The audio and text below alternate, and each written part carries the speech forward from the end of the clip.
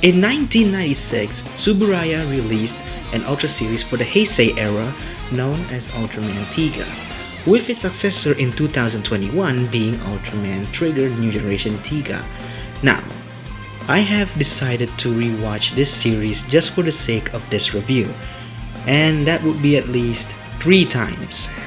God, I hate my life. Anyway, 52 episodes should not be that bad. In fact, 52 episodes is reasonable for the Heisei era. However, with the 25 episode format that Trigger had, I believe that it's gonna be a fun journey. So I have watched this series for 3 times. The first time was when I was a kid. The second time was when I was 17. And the third time was recently, around a few months ago. God, I hate my life. Anyway, so let's get into the review. There are gonna be some positives and negatives, so keep that in mind when we're doing this review. Enjoy. And this model is not cooperating with me.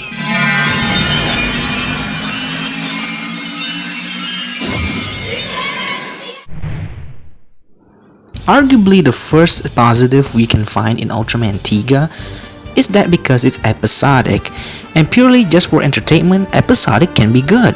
However, it's gonna be a double-edged sword, so I'll save that for the negatives.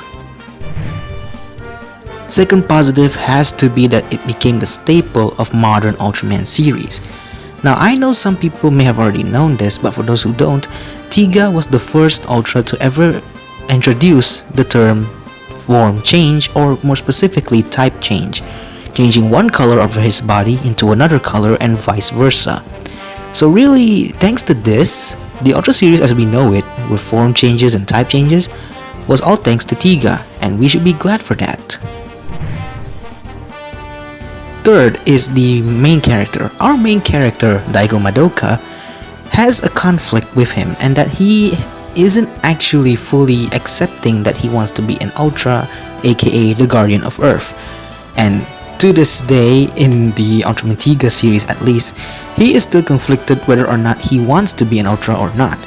And even in the Final Odyssey, spoilers for those who haven't watched the Final Odyssey as well, he still wants to just live as a normal human. And that's the conflict is, with the MC being wanting to be an Ultra and protect people while also wanting to be human. And honestly, I'm just glorifying one simple fact about Daigo, and yeah, he is very conflicted on the two sides he is. Our main character cannot act alone without some side characters, and thankfully we have some very interesting side characters as well. Now, the characters that really got me invested is Shinjo. Now, Shinjo, he's a tragic man. Every time he has an episode, it's always gonna be depressed and very tragic.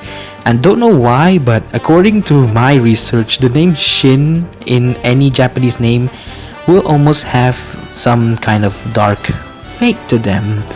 And I'll show some pictures on characters that have the name Shin in them so you can see my point.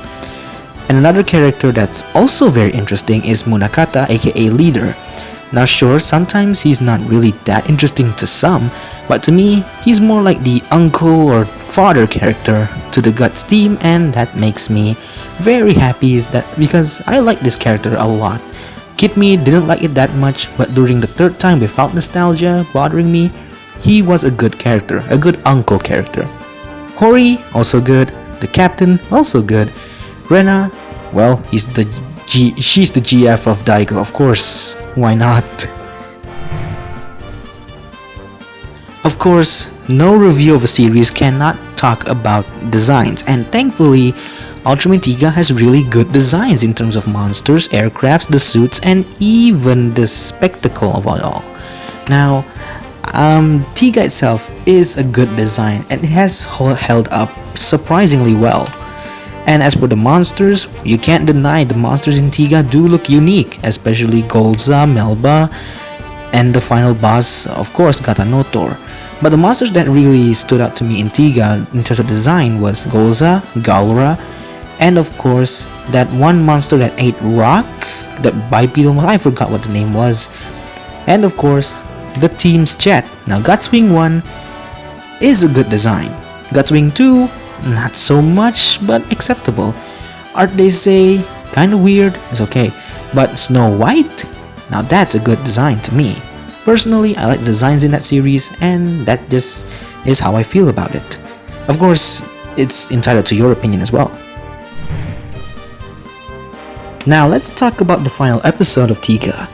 The final episode of Tiga scared me as a kid. And honestly, when you see this, can you blame me? Now, the epic size of Gata no Tor is obviously scary when scaled to Tiga. The surroundings, the props used, boy, kid me was very scary. It's scared to see this, and keep in mind, I was around 7 years old when I saw this. Can you expect me to be brave when seeing upside down head snail?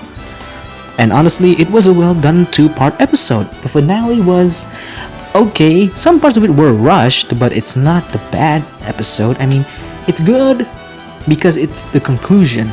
And the ending to it was all good. The endgame, all good. Tiga vanishing was a bit sad, but okay. And Tiga turned to stone.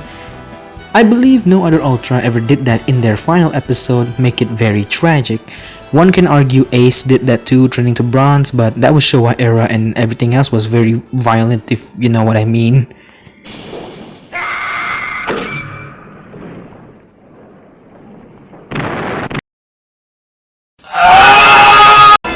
This is where the fun begins. Now we've come to the video part where I talk about the negatives of the series, and keep in mind this is all my personal opinion on what the negatives are. And starting with the first thing I mentioned about it being the double-edged sword is that it's boring because it's episodic. Now I'm not saying being episodic is bad, it can work if it's entertaining. Even the modern series right now uses episodic format. But considering I'm only taking in the context of Ultraman alone, episodic for the modern times is fine because it's only around 25 episodes minus some clip shows, and it's fine. But when you take into consideration that it's 52 episodes, no clip shows, and it's all episodic, it's gonna be a bit of a chore. Now sure, nowadays you can just skip a few episodes if you don't find it entertaining, but imagine if this was back then and you're in a grown, mature state of mind when watching this. You're gonna have a bad time being it's so boring. The fight scenes, some of them can be entertaining, but if you're gonna have to wait entire like 10 to 15 minutes of build up that actually doesn't resolve anything, then yeah, I'm not saying episodic can be bad. As I said before, it can be good. But in the context of Tiga, I really just wanted it to be related to Tiga because Tiga was supposed to be about his past, technically, and we got episodic random.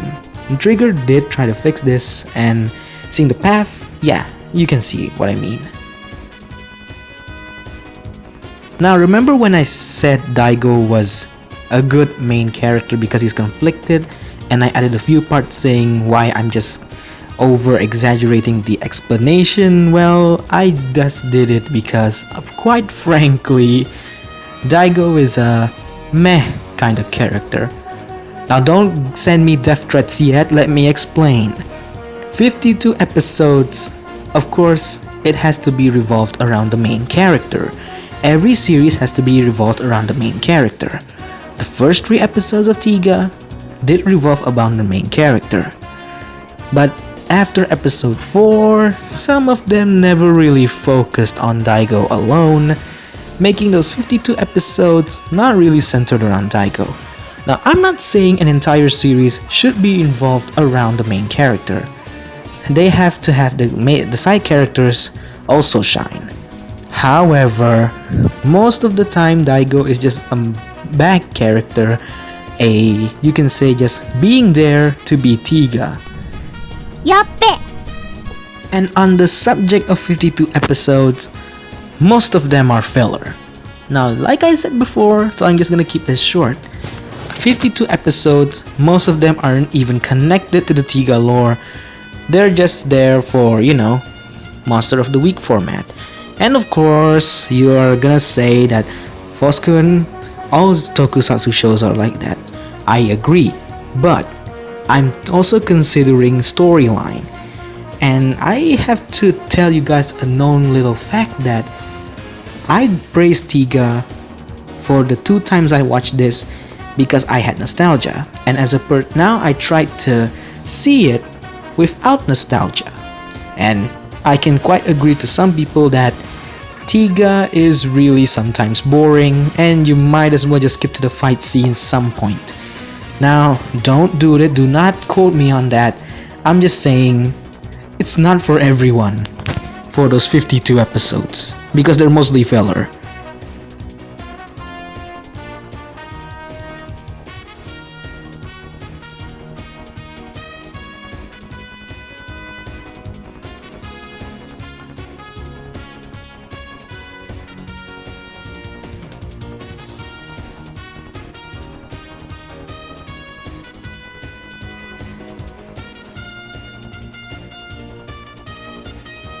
So that is it for my personal review of the Ultraman Tiga series.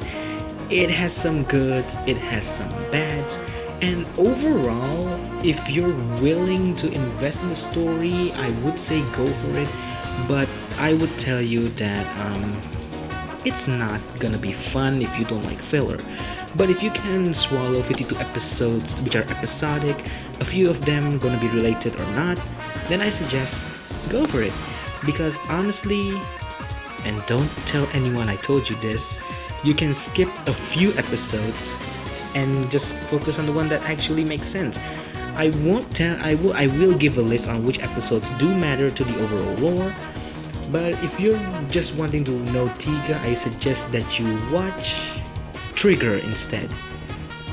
But don't skip the Tiga movie. The Tiga movie is good, and overall I'll give this around the let's say 6.9 out of 10. So that's it. I'll see you guys next time when I review another Ultra series. Until then, I'll see you later. Goodbye.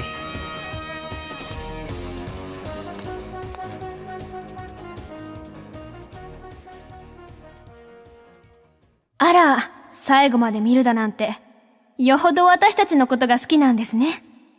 いいんですよ。素直になって。なら当然、チャンネル登録もしてくれますよね。ここを押してくれないと、お仕置きですよ。